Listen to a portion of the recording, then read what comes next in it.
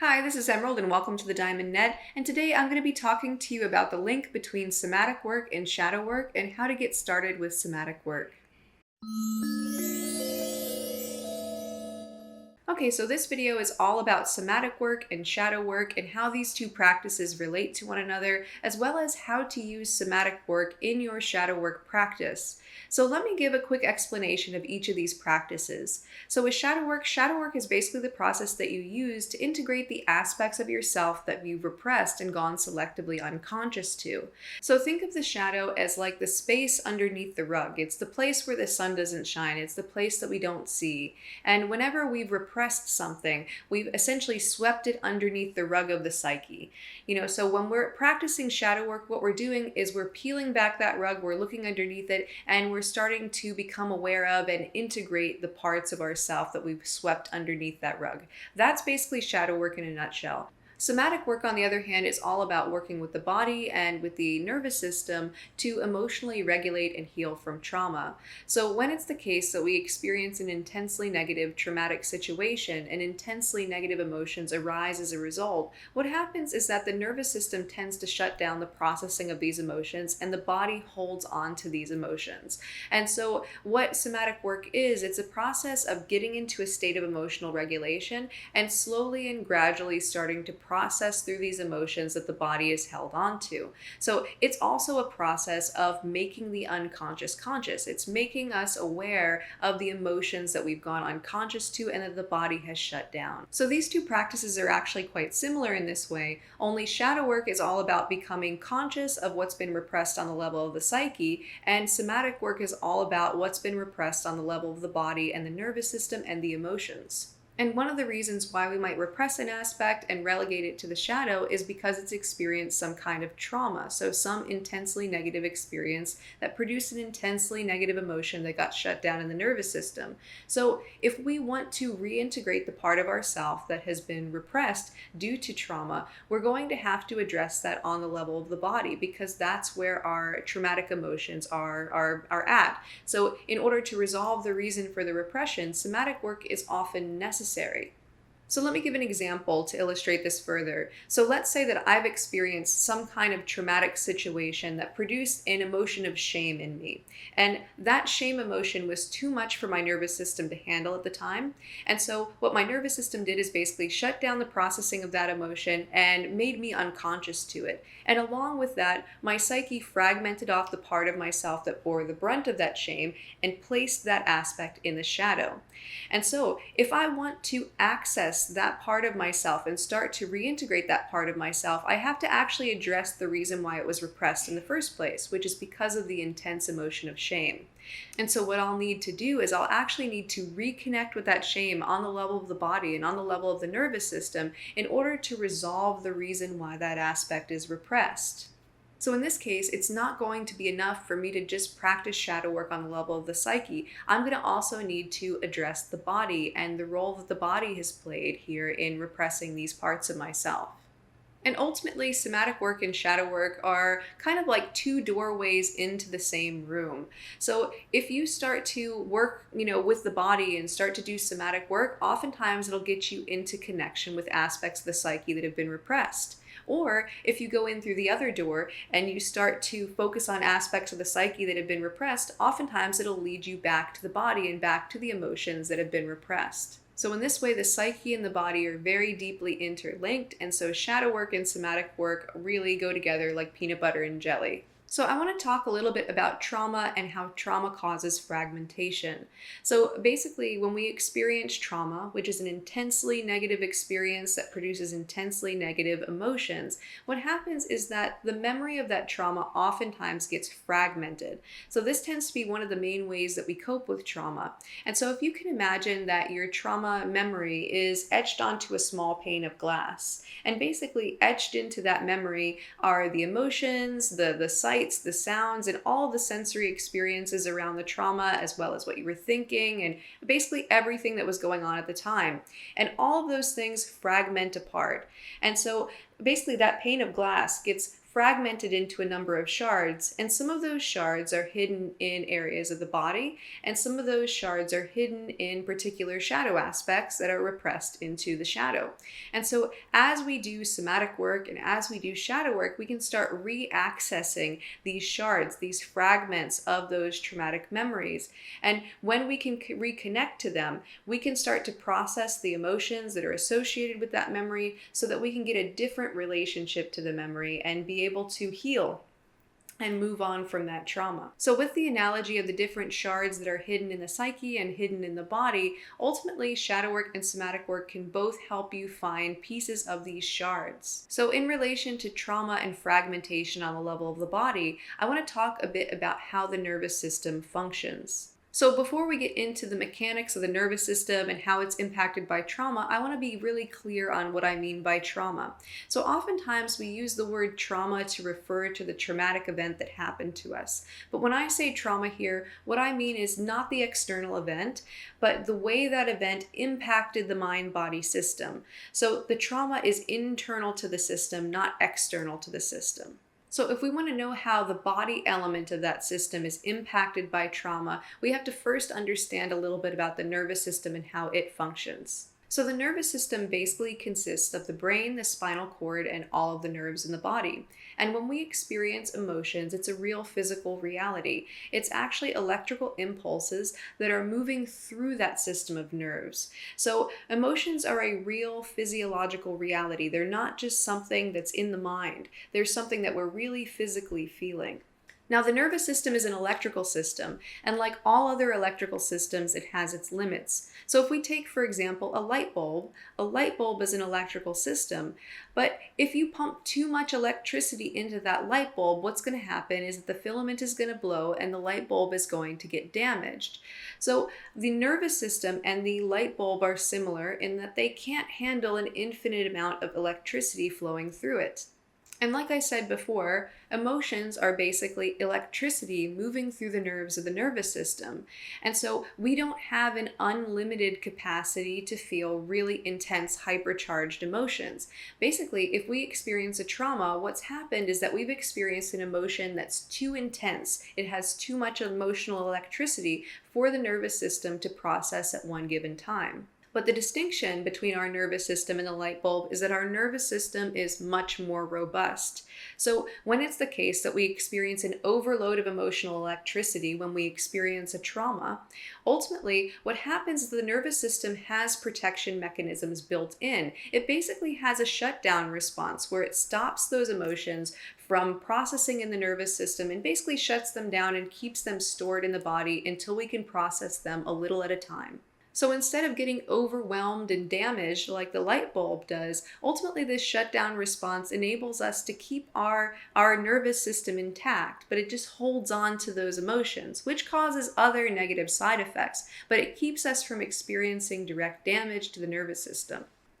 Now, this shutdown response is caused by a component of the nervous system called the parasympathetic nervous system. And typically the parasympathetic nervous system is about bringing us into a state that's colloquially referred to as rest and digest.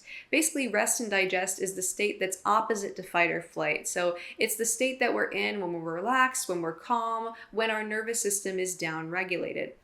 But in this case, when we experience an intense trauma and the parasympathetic nervous system comes in, instead of bringing us down into a state of emotional regulation, what it does is it brings us too far down into a state of emotional flatness. Now, there's a reason for that. It helps protect us. But ultimately, the response here is instead of relaxing is more depressive. It just kind of depresses those emotions and keeps them in the body and essentially doesn't allow us to process through them. So this parasympathetic shutdown response is very, very similar to the idea of a fuse. So let's take a dryer that you dry clothes in. So let's say that you have electricity pumping into the dryer, into the circuit that's like allowing the dryer to work. And let's say that for whatever reason, there's a malfunction with the dryer and too much electricity begins pumping into the dryer. Well, ultimately, with the dryer being a more complex appliance than a light bulb is, it has a fuse. fuse. So if it hits the fuse and the fuse blows out, what it does is it breaks the circuit so that no more electricity is actually flowing through the dryer. So the dryer just is now unable to work until the fuse is changed out again. And so basically the fuse in the dryer is designed there to stop that electricity from flowing so that the dryer's electrical system doesn't get fried and so that the dryer doesn't catch on fire. So it's there to protect the dryer from damage. And so this parasympathetic shutdown response that keeps the body holding on to these unprocessed emotions is very, very similar to the fuse response in the dryer. Ultimately, it's like our fuse blows out, those parts of ourself go offline. It breaks the circuit to those parts. And the way to bring that part of our circuit, our electrical circuit, back online is to start to reaccess those emotions again using somatic work. But when the nervous system engages this fuse response, it basically shuts down these emotions, and then the psyche works together with it to keep us even unconscious to the aspects of ourself that bore the brunt of those emotions. So this fuse response is really, really comprehensive in its repression. And so in this way, when we experience a trauma, repression is very much a mind-body phenomenon. So how do we begin with somatic work? Well, the very first thing is to honor the wisdom of the body. There is a reason why the body has shut down the processing of these emotions, in the same way that there's a reason why this shadow basically pushes away the aspects of ourself. There's a kind of wisdom to it. There's a reason why it happens. In the same way that the fuse response in the dryer stops the dryer from getting destroyed, ultimately, this fuse response in the nervous system stops our nervous system from getting damaged by experiencing too much traumatic emotions at one given time. And so it's important to recognize that there's a deep evolutionary wisdom for why the body keeps these emotions repressed. It's not doing it for fun, and it's not doing it because it's a mistake. There's a very real reason why these emotions are repressed, and that's because they're just too overwhelming to be processed at a given time. So when we do somatic work, we don't want to shove ourselves past our boundaries, and we don't want to, take on more than we can handle. We want to really respect the wisdom of the body and just start to integrate those emotions and start to access those emotions gradually over the course of time. And it's important to realize that if we should somehow become aware of certain repressed emotions that we're not yet ready to process, well, ultimately, this is not going to be productive, but ultimately it could be re-traumatizing. Basically, if we access emotions that are too intense for us to process at a given time before, ultimately, if we re-access all of those emotions at once, we're going to be right back in the same situation where our nervous system is going to be overloaded. So with all of this in mind, it's very important to stay in a state of emotional regulation while you're engaging in somatic work and reaccessing these emotions. So you don't want to push yourself past your limits. You don't want to put yourself in the deep end of those emotions. You want to stay emotionally regulated and relatively calm. Now, a couple years ago when I was attending a workshop with a somatic coach, she had said something that really stuck with me. And she had asked the question, how do you eat an elephant? And the answer was one bite at a time. And when it comes to somatic work, this is a great philosophy to abide by. Think about each traumatic emotion that you're dealing with as an elephant. It's not something that you can eat in one sitting. You have to eat it one bite at a time. So let's say that we have an elephant that we have to eat, right? So one trauma emotion that's stored in the body that we have to process, we have to keep in mind that this is an elephant. And let's say an elephant takes 1,000 bites to eat. And so basically what we're going to need to do is we're going to need to take that bite, we're going to need to chew it, we're going to need to swallow it, we're going to need to digest it, and we're going to eventually let go of it. So that's the process of letting go of emotions. We have to be able to actually fully process through things one little bit at a time. Whereas if we just tried to shove the whole elephant in our mouth, it's just not going to be possible. But the good news is that this isn't all or nothing. So if you have 1,000 bites of trauma to take, with every bite that you take, things will get a little better and a little better and a little better. So it's not like you have to eat all 1,000 bites of the trauma and process through them fully to feel any increment better. But ultimately, we have to do it a little bit at a time. So this usually takes a while. Now, while we're eating that elephant, one bite at a time, we also want to keep ourselves in a relatively grounded place. We want to keep ourselves in a state of emotional regulation where our emotions aren't too intense to deal with. And so it's good to have grounding practices for if you're going to approach any type of somatic work practice. And many of these grounding practices that are intended to maintain emotional regulation are kind of fall into two categories. So one category is about pulling your focus and attention into the sensory experiences, and the other type is about using some kind of physical process to down-regulate the nervous system. So I'll give you one of each to use in your somatic work practice. There are plenty of others out there though. So in the first category of grounding practices that help you maintain a state of emotional regulation while engaging with somatic work, it's all about bringing your attention into the sensory experience and out of the context of your emotions and your thoughts. And basically this helps you avoid a kind of snowball effect where, let's say you have some kind of traumatic emotion that pops up that's too intense to deal with, and then you start thinking some thoughts that increase the stress, which then brings up more intensity of emotions, which then increases the thoughts, and so on and so on. So really, emotional dysregulation can start to snowball this way. And so if we find ourselves in this type of situation, we want to find some way to bring our attention to something that isn't the thoughts and isn't the feelings. And so what we might do is we might do something like rubbing our hands together or feeling things around the environment. But there's also one particular practice that could be quite helpful, and it's called listing. Listing is basically where you look around your environment. So you're bringing your attention out toward your environment and you're just listing off things. So I might go, that's a bed, that's a desk, that's a microphone, that's a camera. So that way I'm putting my attention outward. And it's kind of similar to the type of grounding practice that you use if you've ever been like a kid, and you were afraid of the dark or something like that, or you were afraid some monster under the bed was going to get you, and then you start watching cartoons. Well, ultimately, that's an emotional regulation practice of pulling your attention away from what feels uncomfortable on the inside. So that's one type of grounding practice. The other type of grounding practices are using certain physical methods for being able to bring your nervous system into a more down-regulated state and to kick off that rest and digest parasympathetic response. And so one such practice, which is really simple, is called lateral eye movements. It's just moving your eyes side to side, just like that. And with lateral eye movements, what's happening there is that these eye movements stimulate the amygdala. And the amygdala is part of the reptilian brain. Essentially, the amygdala basically tells the nervous system whether it should go into fight or flight or into rest and digest. And so when we move our eyes back and forth, this tends to signal the amygdala in the brain to signal the body to down-regulate the nervous system. Basically, that we're meant to go into rest and digest. And the idea of why this works is that if we're walking along, let's say, and we're scanning from side to side and we don't see any threats, then this is a signal to us that everything's okay and that we're safe. So that's the idea behind why this works.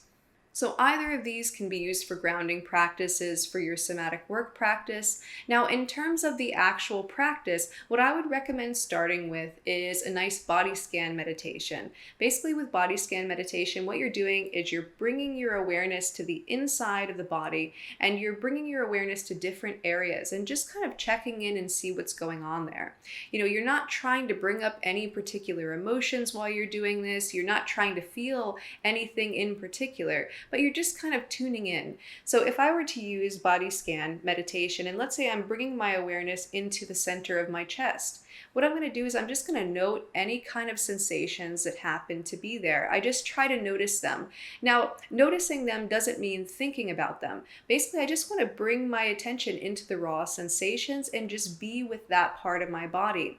And now, oftentimes, there's not much in the way of fireworks that happens in this practice, and it's meant to be a very gradual, gentle practice. But we can certainly, in this practice, have different memories pop up. We can have different feelings pop up. We can have all sorts of things that arise to the surface. The body essentially holds on to a lot of things. And so, basically, this is meant to be a nice, gentle practice for bringing you into connection with the body. So what I would recommend for for beginning with the somatic work practice is just to start with 5 minutes of body scan meditation every day, where you just check in a little bit to every part of the body and you make note of whatever sensations happen to be there. And you might feel rising sensations, falling sensations, tingling, numbness. You might experience lack of sensation. You might experience dull pain, sharp pain. You might experience all sorts of different things. And basically just getting used to noticing what's happening in those areas of the body can be a great way to get yourself back into connection with the nervous system and with the body, and can be a great start to your somatic work practice.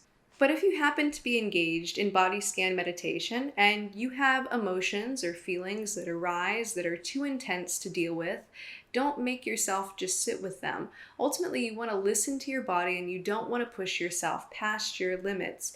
You want to make sure that you always stay in a state of emotional regulation. Now, you can challenge yourself, but you don't want to push yourself past those limits. So it's a little bit like the ethos that you would use when trying to stretch. So ultimately, when it comes to stretching, you can challenge yourself. You can challenge yourself to be more flexible, but if you push yourself too hard and you push yourself too far, that's not going to make you more flexible. It's just going to pull a muscle. And so a similar kind of concept happens here with somatic work, where if you feel very overwhelmed by these emotions, it's time to bring out the grounding practice. But otherwise, you can sit with those emotions and you can try to feel into them and just allow them to be there and allow them to just come through your experience.